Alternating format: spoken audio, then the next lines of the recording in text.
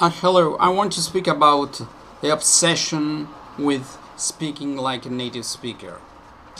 I'd say speak as well as you can, but forget about speaking like a native speaker because you will never be able to do that. There are so many variables, there is so many nuances. I've been speaking Greek for 36 years. I speak very well.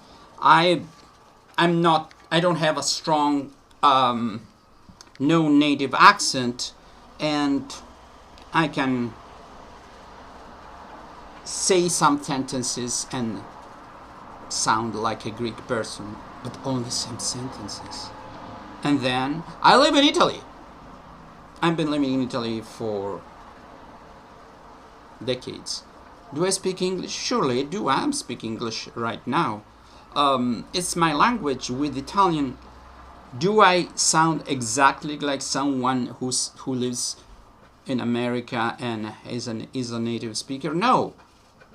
I can live with that. There are some subtle things that are giveaways. Okay,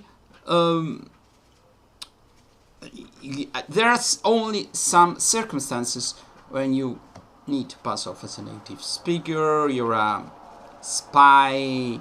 You need to be a speaker or other things. Even Americans British people who want to have to act and sound like American or English, they had a hard time, and sometimes it's clear they're not. Or it's a movie. You can repeat the scene and pronounce it well. Oh, okay, but in real life,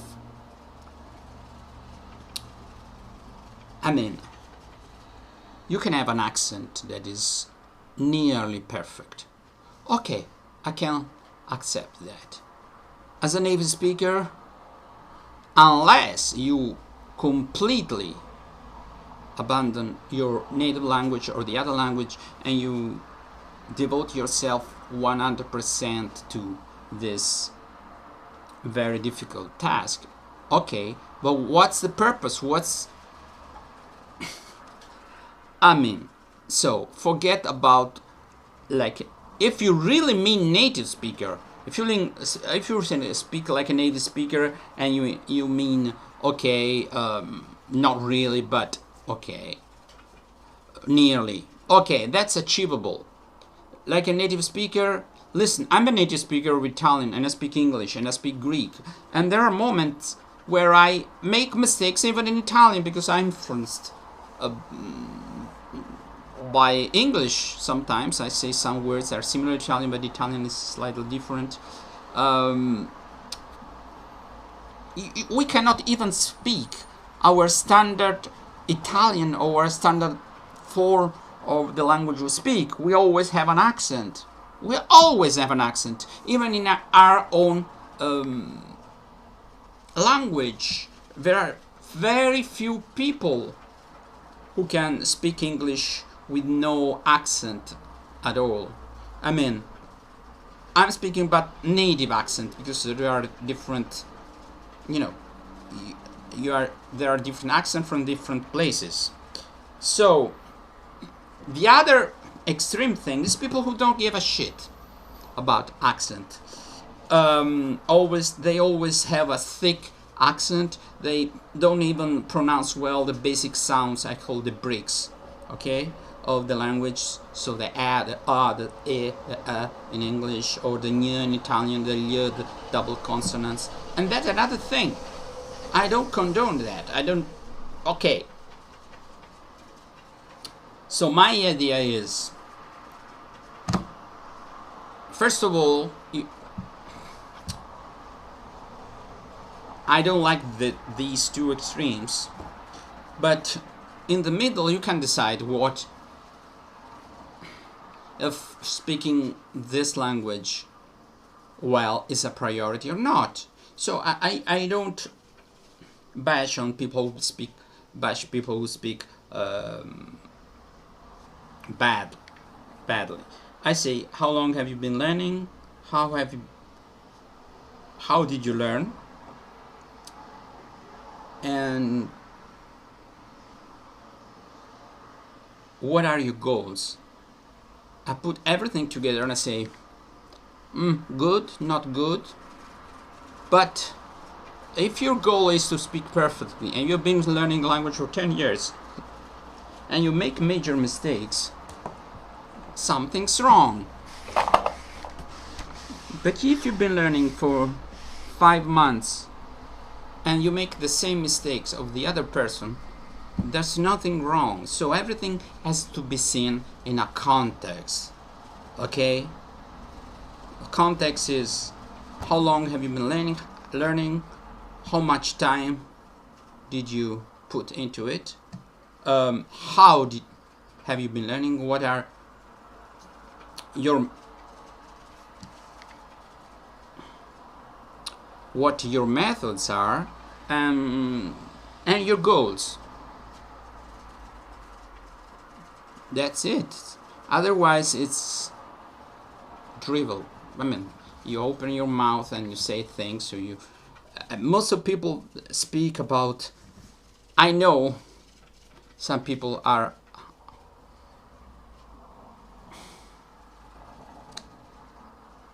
they're there just for the money, and so I have to put catching titles, so to speak, to their videos. But really, forget about having a native accent. But remember, you can have a very good accent, close to native, but you're not a native speaker. So if there are now and then some intonation that are not right, for example, I don't have any. The way I speak is a mix of British, American English, and the language I speak of everyday, Italian, and maybe even some Greek. But that's not a problem. But I know that the Italian and the Greek part are not that important. And if I have it's what I am. The accent reflects what we are. Okay? So if we want to have a native accent only through some exercises, drills and things, I'm getting out of the limb. It's like cheating your identity. If your nearly native accent is the result that you've been listening to the language and speaking the language, and subconsciously absorbing the accent, that's a good thing. So there is a part where you have to need to absorb the sounds. Some major things you can consciously improve on, but then from that moment on is being exposed to the language, with the side effect that you improve your grammar and your vocabulary. You learn a lot of idioms, and then in the meantime your accent will be better. Okay? So there's no need to have a perfect accent if you don't master the rest of the language, which is, it takes decades to really. I'm speaking about knowing everything that a native speaker would know, because we think we know the language. I think I know Greek, and every time I didn't know this word, but I can perfectly speak about common things. I've been speaking Greek for 35 years and I have a conversation. But if the name of a plant, of an animal, of a tool, of certain idioms, because we learn what is widely spoken, and that's alright. But a native speaker knows some things that are not under your radar. Okay? And that's the difference. In common life, many times you don't see the difference. I mean, a person who speaks perfectly and have a wide vocabulary is not really immediate, because many times you don't use that vocabulary in common. Sorry, I'm saying something in common life. So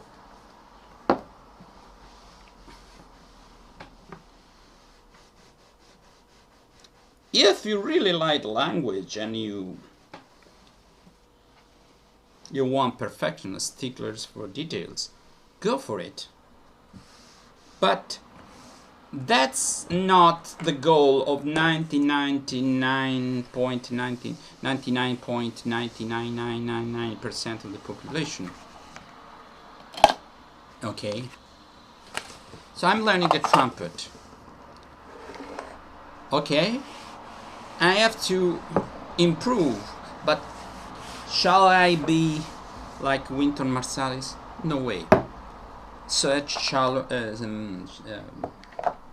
Arturo Sandoval? No way.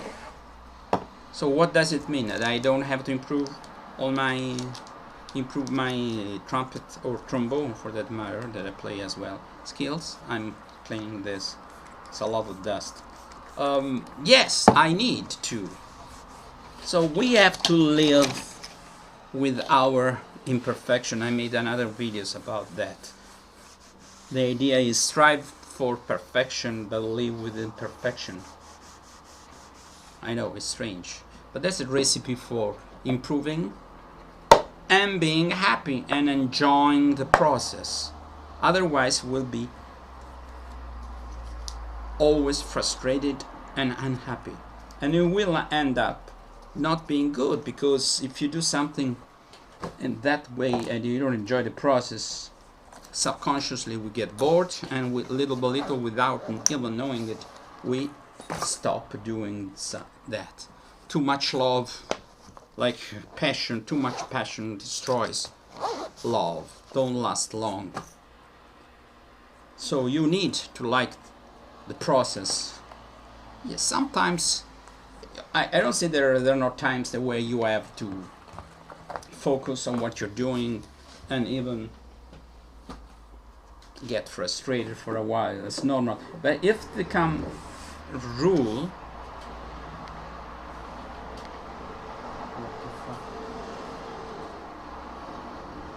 if that becomes the normality, is not normal.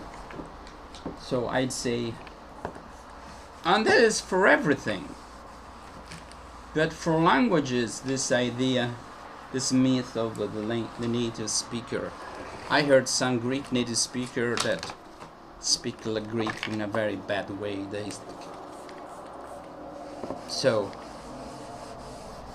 enjoy the process, know your goals, see if you're doing the right way and you're treading water, because many people tread water.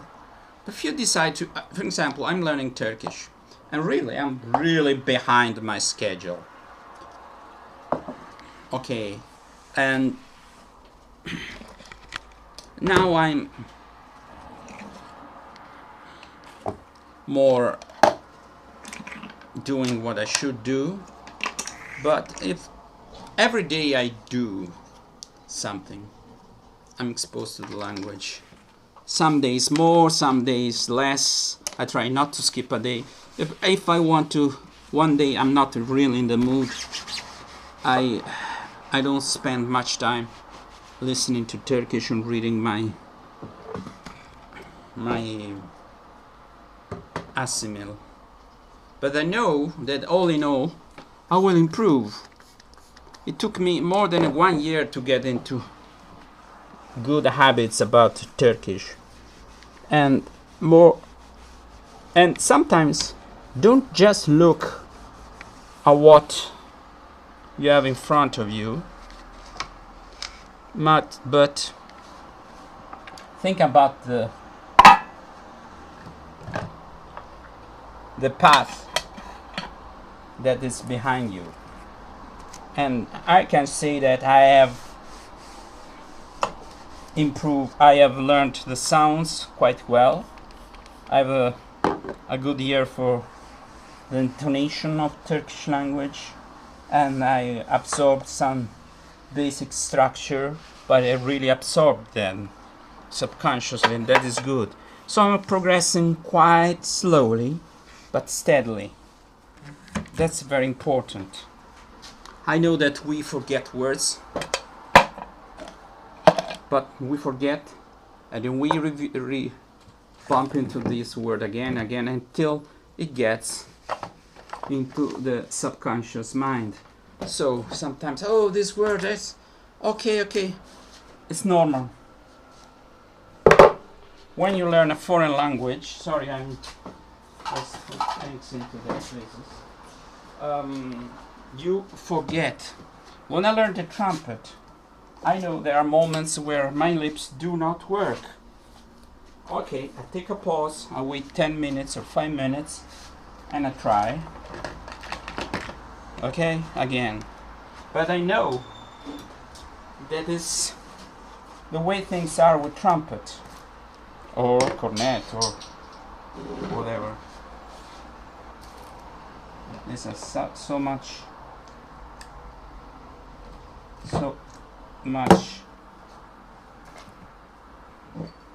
dust and things.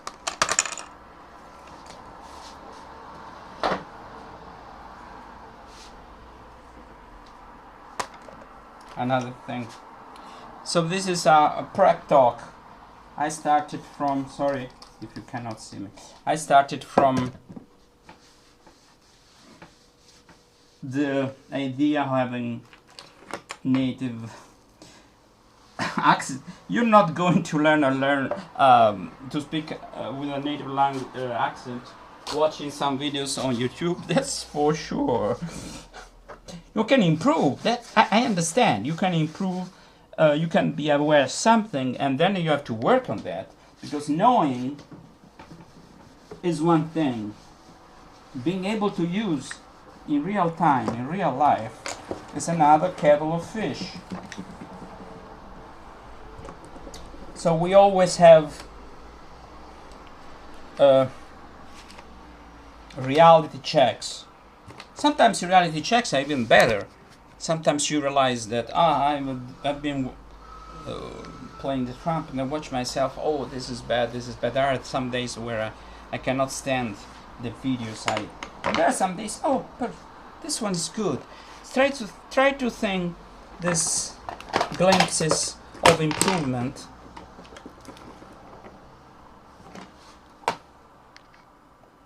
You know? And there are. I think the people who do think are very good at something are people who can manage the whole process of learning things, you know, and they are able to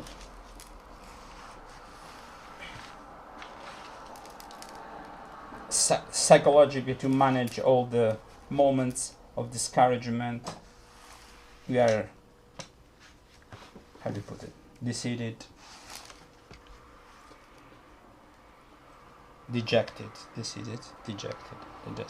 Goodbye.